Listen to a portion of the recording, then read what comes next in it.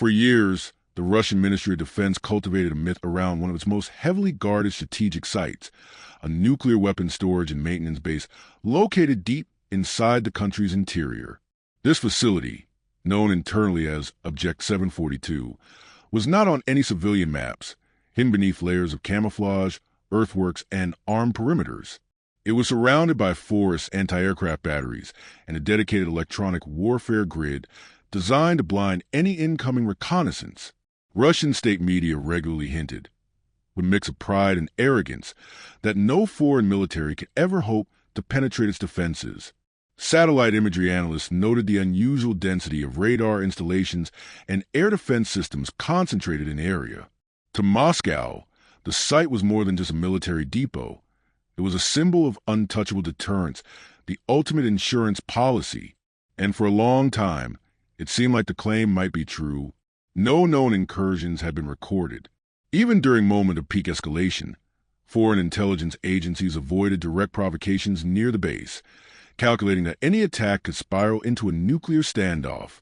In the Kremlin's eyes, this made Object 742 invincible, a place beyond the reach of Ukraine's growing long-range strike capabilities.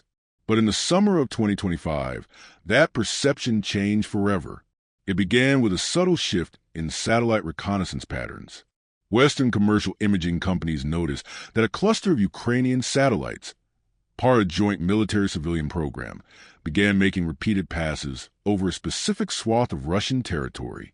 The orbits were timed for varying daylight conditions, suggesting both optical and infrared scans. At the same time, several large Ukrainian unmanned aerial vehicles were spotted performing unusual flight patterns near the border, as if mapping out electronic interference zones.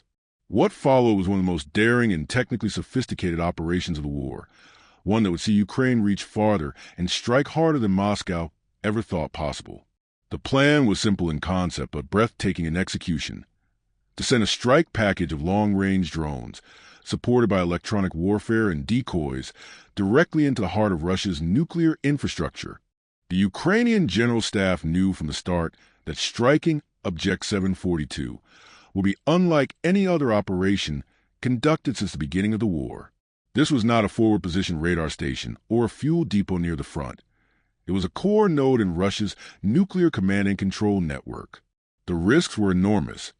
A failed strike could result in immediate escalation, possibly even a retaliatory nuclear alert. But Ukrainian planners also understood the symbolic and strategic value of proving that even Moscow's most sacred military sites were not beyond reach. Months before the operation, reconnaissance assets went into overdrive. Ukraine's Military Intelligence Agency, GUR, coordinated with foreign partners to build an unprecedented intelligence picture. Commercial satellite providers, military-grade radar imaging satellites, and classified synthetic aperture sensors were tasked with continuous monitoring. What they found was revealing. Although the base bristled with air defenses, those defenses had predictable patterns. Radar stations would power down for maintenance during certain night shifts. Patrols would take longer to complete their circuits on weekends, and there were unprotected low-altitude corridors caused by terrain shadows from nearby ridges. Meanwhile, Ukraine's drone development units were quietly testing a new class of ultra-long-range UAVs. These drones were not designed for speed. They were designed for persistence, low radar cross-section, and autonomy. The prototype, codenamed RIM-9, could fly for nearly 14 hours without refueling, follow pre-programmed contour maps to hug the terrain, and use onboard AI to reroute around unexpected threats without losing its final target lock. To deal with Russia's dense electronic warfare coverage, engineers added multi-spectrum communication modules and optical navigation systems. If GPS was jammed, the drone could switch to inertial navigation.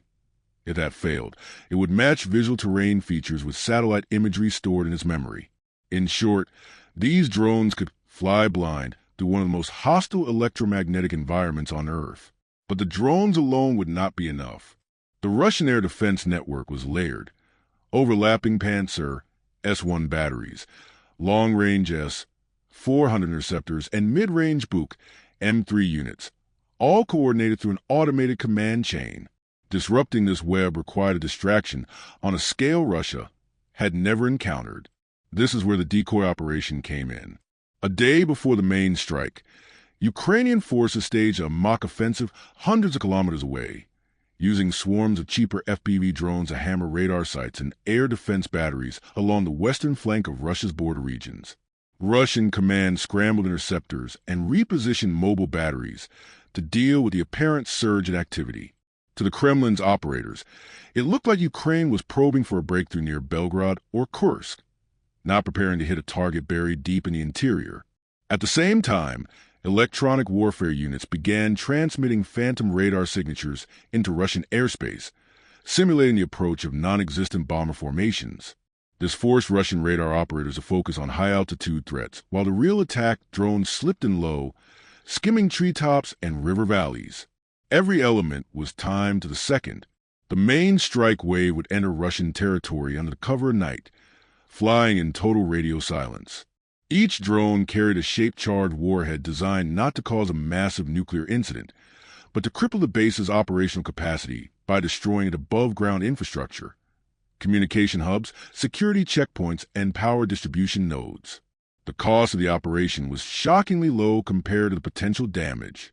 Each RIM-9 cost under $200,000 to produce, while the symbolic and psychological blow to Russia would be incalculable. The planners knew this wasn't just about degrading military infrastructure. It was about showing that nuclear blackmail could be challenged head-on. In a secure underground command center in Kiev, the date and time were set. The strike would take place during a rare alignment of conditions: minimal moonlight, optimal satellite positioning for live monitoring, and a forecast of heavy cloud cover over the base's radar horizon. Ukraine was about to attempt what Moscow had deemed impossible, and if they succeeded, the balance of psychological power in the war would shift forever. In the early hours of the operation, the RIM-9 drones lifted silently from hidden launch sites somewhere in central Ukraine. Each was launched from a custom-built rail catapult, accelerating into the darkness before switching to their whisper-quiet cruising mode. At this altitude, barely higher than the tree canopy, they were ghosts of radar. The first leg of the journey took them across Ukrainian-controlled territory, skirting areas with active Russian reconnaissance drones. Here, Ukrainian electronic warfare teams worked continuously, feeding false positional data to Russian monitoring systems, making it appear that nothing unusual was moving in the sector. Once they reached the border, the drones plunged even lower, using riverbeds and valleys as natural radar shadows. This was the point of no return. Beyond this line, there was no control signal, no ability to abort. Each drone would have to complete its mission autonomously, regardless of changing conditions. To the west, 200 kilometers away from the actual flight path, a second wave of decoy drones entered Russian airspace. These were noisy, easily detectable, and deliberately erratic in their movements. They climbed high, making themselves obvious to Russian radar operators. The goal was clear: pull every available interceptor and panzer unit away from the real corridor. The Russian response was immediate. Interceptors scrambled from nearby airfields, air defense batteries locked on, and a familiar chatter of urgent coordination filled their comms. In Moscow's command center, operators saw what they believed was a coordinated Ukrainian push toward a completely different target. This was the blindfold Ukraine needed. Meanwhile, the RIM-9 drones crossed the first of several defense rings. Their onboard systems detected spikes in radar energy ahead, a sign of Buk M3 batteries on alert. But instead of turning back or try to climb over, the drones adjusted their routes in real time, swinging through a forested ridge that blocked the radar line of sight. As they neared the target zone, the terrain flattened, making concealment harder. That's when the Mirage countermeasure systems came online. These modules emitted controlled bursts of electronic noise, masking the drone's true positions and generating ghost signatures that made it appear as though they were somewhere else entirely. At 2:47 local time, the first drone reached the outer perimeter of Object 742. Thermal cameras showed guard patrols moving along the fence lines, completely unaware of what was approaching at treetop height. The target list had been set in advance. Primary communications relay tower, the nerve center linking the base to the wider nuclear command structure. Main security checkpoint, controlling ground access to the central storage vaults. high-voltage transformer yard, feeding power to surveillance and internal systems, perimeter radar dome, providing early warning of air threats. The first strike came without warning. The lead RIM-9 released its warhead in a controlled dive onto the relay tower. The shaped charge punched through the steel lattice, detonating inside and sending a cascade of shrapnel through the structure. The tower collapsed instantly, cutting primary comms. Seconds later, the second drone tore through the roof of the main checkpoint building, detonating in the guard barracks. Security cameras went dark. The third wave targeted the transformer yard. A blinding white flash lit up the night as oil-filled transformers exploded, sending arcs of electricity crackling into the sky. Power across the base faltered, backup generators kicking in, but too late to stop the cascade of failures in radar and surveillance systems. By the time Russian personnel understood they were under attack, the final drone was already diving onto the radar dome. The explosion ripped through the dish, shattering protective casing and scattering debris hundreds of meters away. From launch to last impact, the entire strike window lasted less than 3 minutes. For primary targets, all destroyed, the base's surface infrastructure was crippled.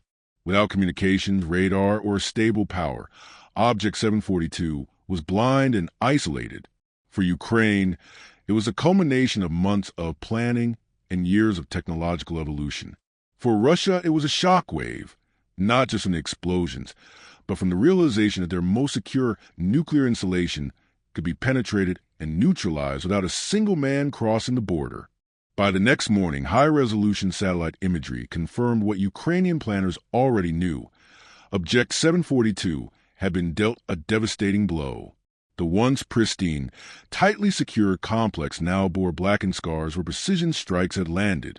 Craters pitted the ground, twisted steel frames lay collapsed, and the massive radar dome, the base's central eye, was nothing more than shattered shell scattered in jagged pieces. Power lines hung like broken webs across the compound, while secondary fires still smoldered in several sections. Western intelligence agencies quickly assessed that the base's operational capacity had been crippled for weeks, possibly months. The primary communications link to Russia's strategic nuclear command was destroyed, leaving the facility effectively blind and mute within the command chain. In Moscow, the initial reaction was disbelief. Senior defense officials demanded explanations as to how a facility located deep inside Russian territory, shielded by multiple layers of air defense, could be struck so precisely. Kremlin-controlled media at first ignored the incident, but as the day went on, fragments of information began to leak online. Blurry photos of smoke columns, shaky videos of explosions from nearby villages, and intercepted radio transmissions from panicked security units. Inside the Ministry of Defense, tensions boiled over. Air defense commanders accused intelligence officers of failing to detect the strike. Intelligence officers countered that air defense crews had been deceived by Ukrainian decoys. The once unshakable confidence in the base's untouchable status had been shattered, and the fear of what might be hit next began to take hold.